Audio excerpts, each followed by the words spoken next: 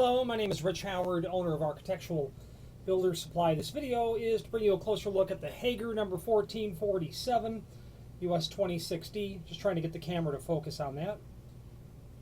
This is a satin chrome drive-in ball catch.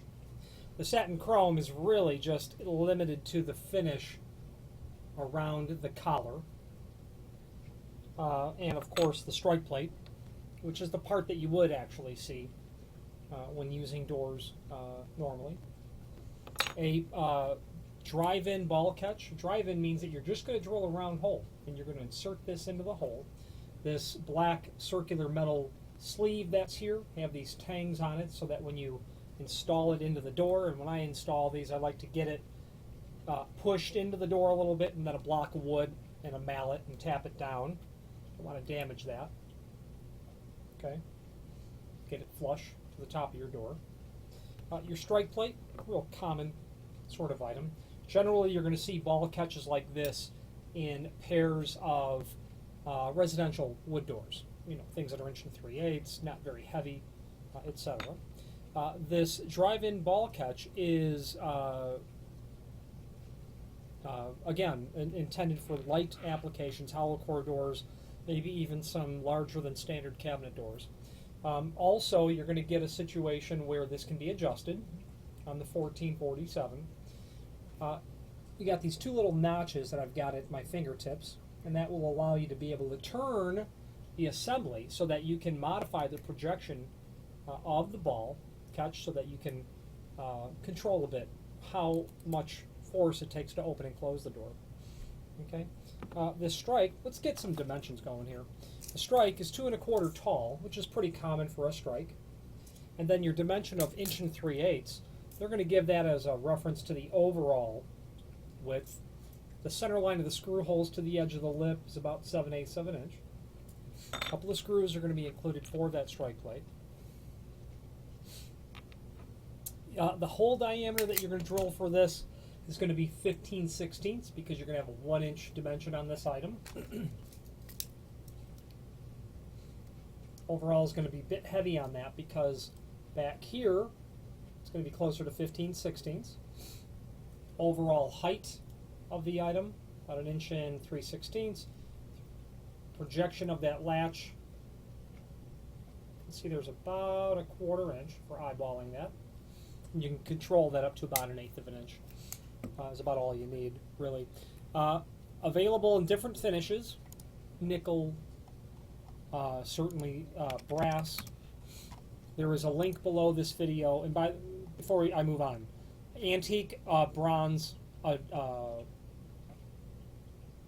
dark antique bronze, a lighter antique bronze, satin nickel, oxidized nickel like an antique nickel, polished chrome, satin chrome, polished brass, satin brass, antique brass. So a lot of options on this, and again really the strike plate. There is a link below this video to the installation instructions, and I have to admit they're exhaustive. It's nice to see comprehensive installation instructions. You just sometimes don't get it on a complicated piece of hardware, but you do on something that's really pretty straightforward. Everything important dimensionally about the item is certainly drawn on those installation instructions. But just to go through the installation instructions quickly. Step 1, choose a height at which to mount the hardware and mark an X on the door edge. Make sure the X is in the center of the door before moving on. You're going to want this to be, you know, in the center of the door because where you're going to line up your strike when you reference the location of the strike, you're going to reference the stop of the frame. And it's assumed that the math of where this is going to be installed, referencing the stop of the frame, will be compatible with the center line of the door. So that's why that's crucial. Step 2, drill a 15/16 hole, 1 1/4 deep where the X was marked.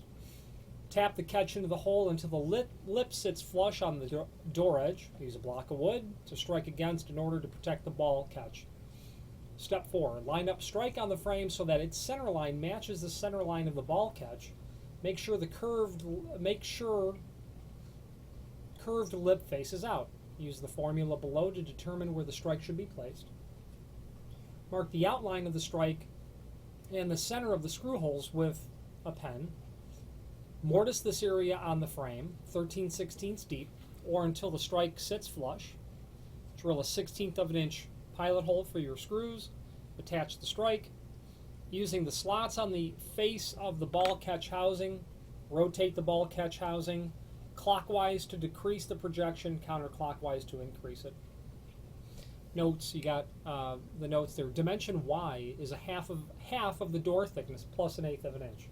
So they're assuming that then that's where the center line becomes crucial, because they're margining off of the center line of the door, and then adding 1/8 of an inch margin, which is about, what the dimension would be in terms of a reveal of a door inset into the frame, which is why they're adding that 1/8 of an inch. Gap between door and frame should be at least 1/8 of an inch, meaning between the header and the top of the door, or the jamb and the edge of the door, you're going to want 1/8 of an inch between this installation, which would be typical. 1/8 of an inch would be very typical. If mounting on the top rail of the door, place center line of catch 2.5 inch from the lock edge. So if you've got a pair of doors, the center line between the two, kick it over 2.5 inch either way, and that would be an appropriate installation based on your strike, etc. The only comment I would make, and that's comprehensive, the only comment I would make is where you install this vertically on your doors, in terms of a dimension from the top of the door to the center line of this preparation, take a look around and match everything else that's in the facility or house or whatever the case is, because you're then going to possibly attach some dummy hardware, and you're going to want that to be close to where this obviously is, so measure your existing doors. Cabinet shops, wood shops, door shops, they all buy this drive-in latch. Obviously homeowners that are doing repair work, etc., etc. If you have any questions on the Hager 1447 drive-in ball catch or any other Hager product, please feel free to reach out to us. Thank you.